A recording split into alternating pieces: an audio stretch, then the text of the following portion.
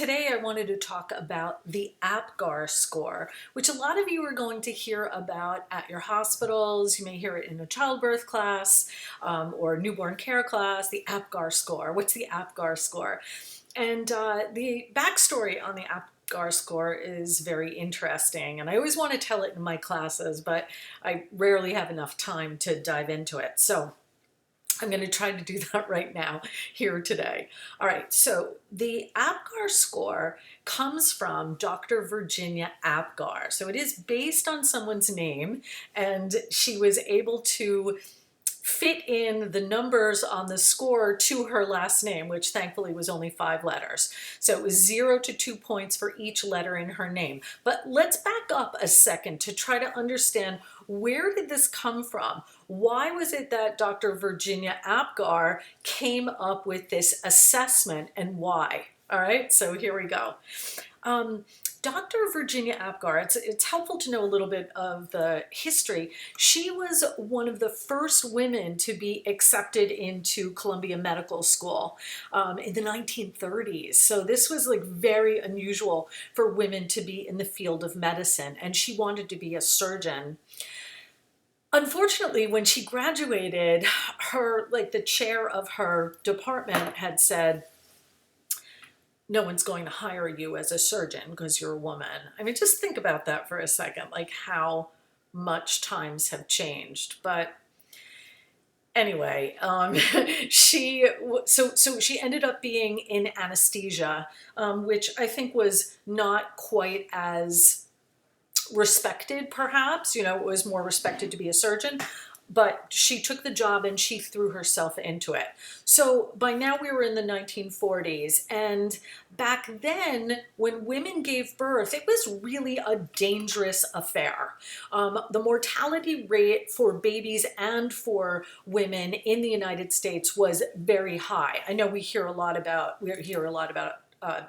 talk about how the mortality and morbidity rate is high currently, and it's something that our country and the medical profession is working on, but it was particularly dangerous at that point in time. Now, she ended up working in anesthesia in labor and delivery. And back then, they did not use epidurals. They hadn't been invented yet. The precursor to the epidural was the spinal, which was just a block, or a saddle block, sometimes it was called.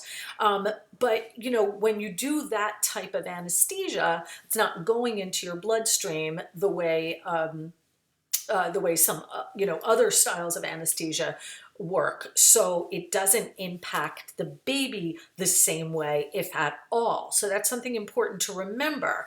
So if you think about how, like for a C-section, they try not to put you under general anesthesia because that is going to impact the baby, right? So we know anything we put into the mother's body via her, if it goes into her bloodstream, is going to cross the placenta and impact the baby. So back then, so we're talking about like the 1940s, into the early 50s, a lot of times women were given very heavy doses of analgesics, things that actually put them into a twilight sleep or put them under a very, very strong analgesic response, right? So that they were completely knocked out, because they didn't care about like women experiencing labor. That wasn't like a thing then.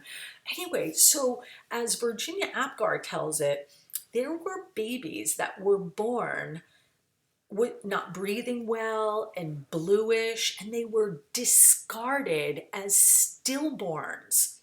The doctors just, if a baby came out limp and not breathing well, they didn't try to make it better. They just thought, oh, this baby was already born very weak and compromised, so we're just going to get rid of it.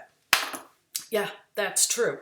So she didn't have the authority to change the protocols in obstetrics because she wasn't an obstetrician. But she came up with this idea, and it was simple and it was brilliant.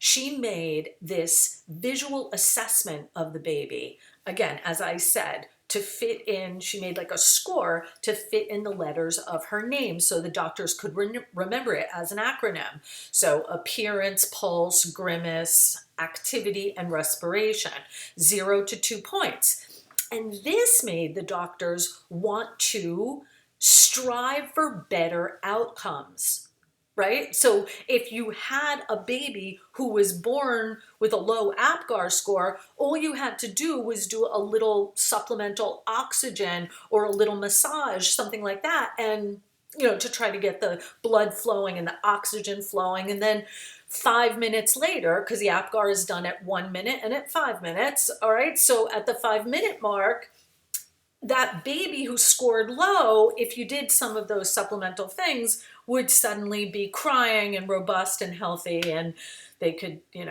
put aside this idea that a baby who wasn't breathing well was just too weak to survive. What a horrific thought. All right.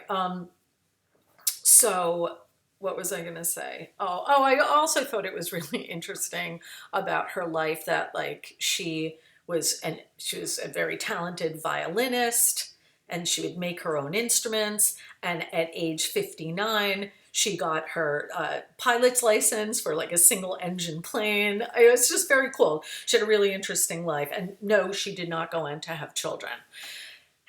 Anyway, I want to tell that's all the information I wanted to give about Dr. Apgar, but I wanted to tell a funny little anecdotal personal story. All right. So you can check out now if you don't want to hear this story, but it is kind of amusing. All right. So many years ago, I was teaching for a pediatric practice, and in the middle of my class, the pediatrician would come in and give a talk to the expectant parents, mostly about the pediatric practice and what to expect at your first doctor appointment. It was very useful and very helpful. So sometimes the doctor would start with what happens in the hospital. Your baby's going to get the vitamin K injection. The baby will get the ointment in their eyes, blah, blah, blah, blah, blah. And he happened to mention the Apgar score. And so for some reason, he talked about it a little bit more than just just mentioning it. And he said that it was the Apgar score was created by a nurse, Virginia Apgar. And I, sitting there, burst out. I just went, it was just impulsive. I went, "Doctor." And he thought I was talking to him. So he turns around, he's like, "Yes." I was like, "It's Dr. Virginia Apgar." And in my mind, that was an egregious error to make. This is one of the first women to graduate as a surgeon from Columbia Medical University. How do you call her a nurse? Not that there's anything wrong with nurses, but hello, she was a renegade, a groundbreaking physician. Give credit where it's due. Okay, so I didn't think it was that big a deal. I just was I was just saying, "Oh, it's Dr. Virginia Apgar." Well, the pediatrician called me on the phone. I didn't even know him that well. I don't even know how he got my number. And he called me a few days later and said, "Please do not ever correct me in front of potential patients." I was like, "Okay, you got it. I promise I won't do that again. I'm really sorry. It just was an impulsive outburst." I think Virginia Apgar would have been proud of me for doing that. What do you think?